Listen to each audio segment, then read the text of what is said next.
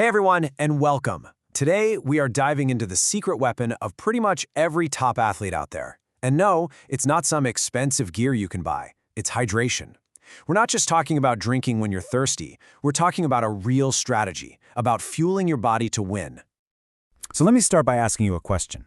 What does a high-performance athlete, that's you, have in common with a high-performance car?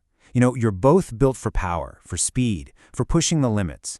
But what's that one thing that keeps both of you from totally breaking down under pressure? The answer? It all comes down to your fluids. A car's engine needs oil, right? To stay cool, to run smoothly, to be efficient. Well, your body is an engine, and its oil is water. I know, it doesn't sound super exciting, but just like that oil in a car, it is absolutely the most critical fluid for your peak performance. So let's get right into it. Section 1. Your body is an engine. Think about it. Your heart, your muscles, your brain, they're all parts of this amazing machine. And when you work out, that engine goes into overdrive, and it generates a ton of heat. Water is what acts like your body's personal radiator, keeping you from overheating. It's also the lubricant that lets every single part move smoothly, especially under stress. And this right here is the main takeaway.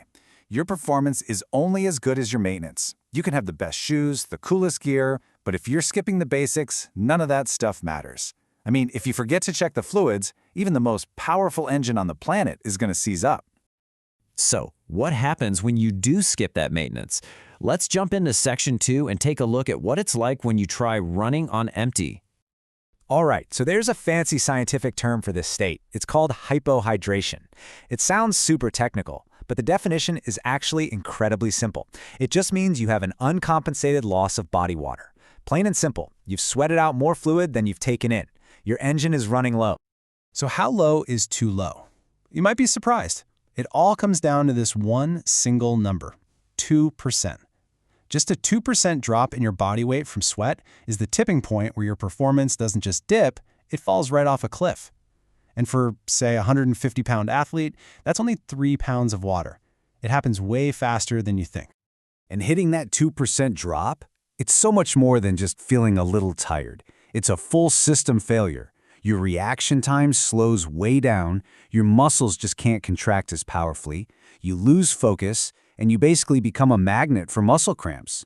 And maybe worst of all, your injury risk just skyrockets. Every single part of your game takes a massive hit. And here it is. This is the biggest mistake most of us make. We think, oh, I'll just drink when I feel thirsty. Big mistake. By the time your brain actually sends that thirst signal, you're already dehydrated. Think of thirst as the check engine light flashing on your dashboard. It's a warning that something's already wrong. It's not your fuel gauge. Okay, enough of the doom and gloom. We get the problem, right? So what's the solution? Let's move on to Section 3 and lay out a simple, effective hydration game plan. It's a really straightforward 3-phase approach, and you can use it for any practice, any game, any workout. It's simply before you go, during the game, and after the win. First up, before you go. You wouldn't start a road trip with a quarter tank of gas, would you? Of course not. It's the same idea here. You've got to start hydrating hours in advance. Aim to drink about 1 or 2 regular water bottles worth of fluid, a good 2 to 4 hours before you even start warming up. This gives your body time to actually absorb it. Then, you want to top off the tank with about another half a bottle or so, maybe 20 minutes before you start. Okay, next. During the game. Your goal here is pretty simple. You're just trying to replace what you're sweating out in real time. The best way to do this is to take a few big gulps. We're talking about 7 to 10 ounces every 15 to 20 minutes. Think of it like a pit stop strategy in a race.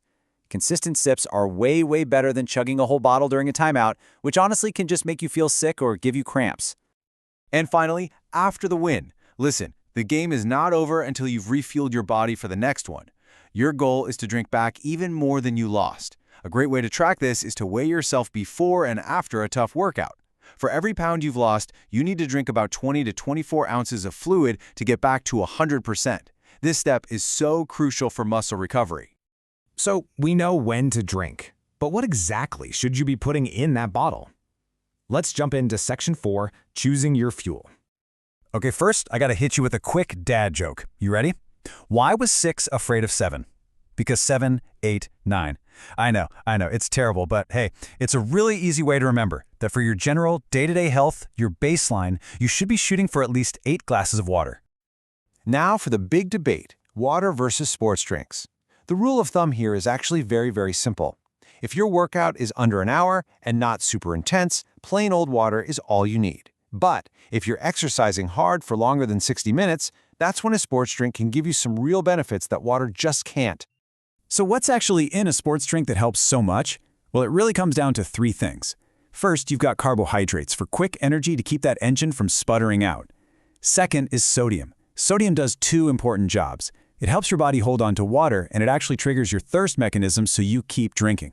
And third, you've got potassium, which is a key electrolyte for helping to prevent those awful muscle cramps. But, and this is so important, do not confuse sports drinks with energy drinks. They are not the same thing. You really need to avoid energy drinks when you're thinking about performance. They are packed with stimulants and sugar that can make your heart rate spike and will absolutely lead to a nasty crash later. They are not fuel, they are the opposite of fuel. All right, let's bring this all home. Let's make it super easy to remember. Our final section, Section 5, is your maintenance checklist. Look, if you forget everything else from today, just remember these 3 things. This is your daily dashboard. Number 1, check your urine color. Number 2, don't wait until you feel thirsty. And number 3, start hydrating hours before you need to perform. Okay, let's talk about that first one. I know it sounds a little weird, but the urine color check is honestly the easiest and most reliable way to check your hydration level. It's your body's built-in fuel gauge. You're aiming for a pale yellow color, kind of like lemonade. If it's dark, more like apple juice, that's a big red flag. It means your engine is already running low on fluid, and you need to start hydrating right away. So let's end right where we started. You would never, ever start a long road trip in that high-performance car without checking the oil and filling up the gas tank. So the question you need to ask yourself every single day is this: is your body, your engine, truly fueled and ready for tomorrow's performance?